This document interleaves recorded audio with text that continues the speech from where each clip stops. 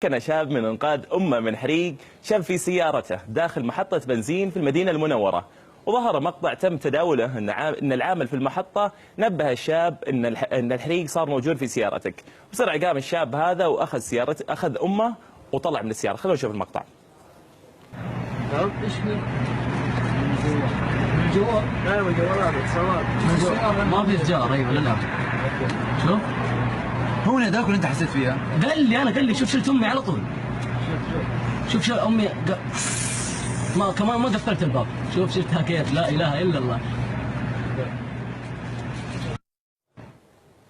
يا اخي والله انك ذيب، والله هذا الانسان ذيب، الله يحفظه يا رب ويخلي له والدته. يا ردة فعله سريعه وطلع مع باب السايق، طلع من الباب الثاني ما اخر الوقت، سحبها. شفت؟ اي كفو عليه والله يعني. يا خلاص عاد الله يخليها له يا رب. يعني من جد شوف شلون سحبها من جهتها واخذها وياه.